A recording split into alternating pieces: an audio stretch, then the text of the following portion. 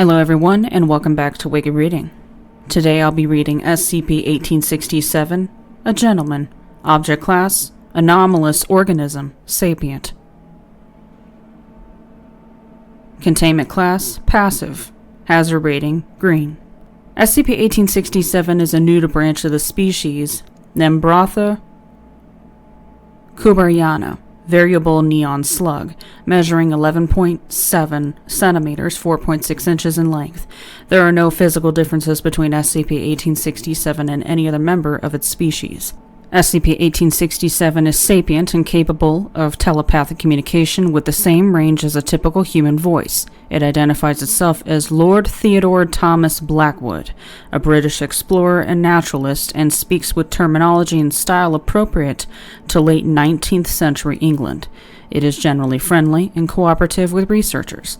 SCP-1867 makes repeated claims of past exploits and accomplishments, including service in the Second Opium War, expeditions to remote regions of the world, and encounters of various rare creatures and uncontacted peoples.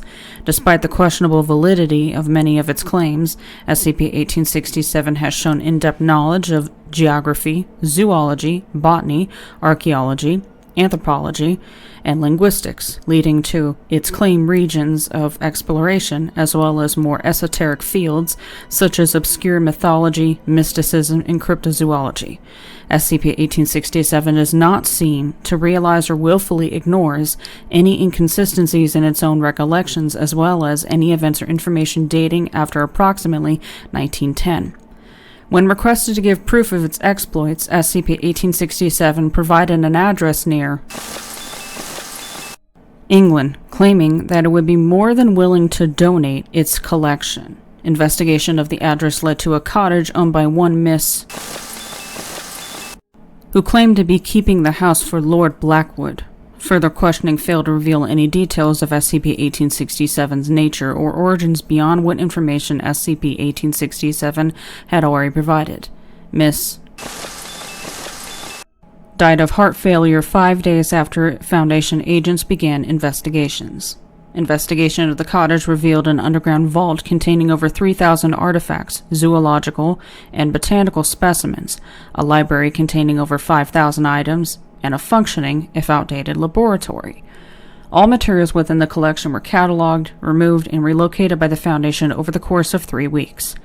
Addendum 01.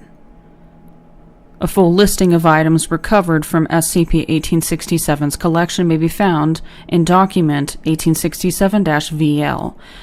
A summary of noteworthy items is as follows: 116 unknown species of plants, 107 unknown species of lizards, 23 unknown species of fish, 14 unknown species of amphibians, 12 unknown species of mammals, fossils pertaining to 8 unknown species of dinosaur, fossils pertaining to 12 unknown species of prehistoric mammal, artifacts belonging to 29 unknown indigenous cultures, 35 handwritten journals containing recordings of events described by SCP-1867. Written accounts match were verbal, save variations and exaggerations on the part of SCP-1867 in retelling, and have been dated to the appropriate time period of the events described.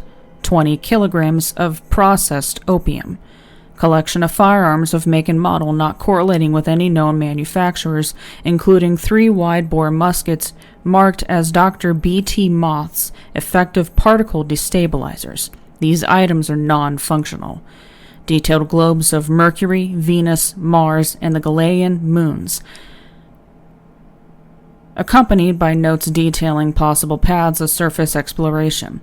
A heavily modified 4-seat horse carriage containing instruments of unknown purpose. A note attached to the door reads, "On the Fritz, speak with Henry," in handwriting matching that of the journals. 4 agents were killed after activation before the object was destroyed. When questioned about the item, SCP-1867's response was, "I did warn you to be careful around my collection.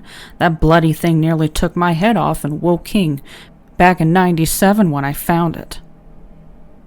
Standard containment policies. Aquatic specimen tank, small. Environment and care requirements identical to that of non-anomalous members of the species. Associated items placed in Secure Storage Vault 16. Amenities available upon request. Special Containment Procedures.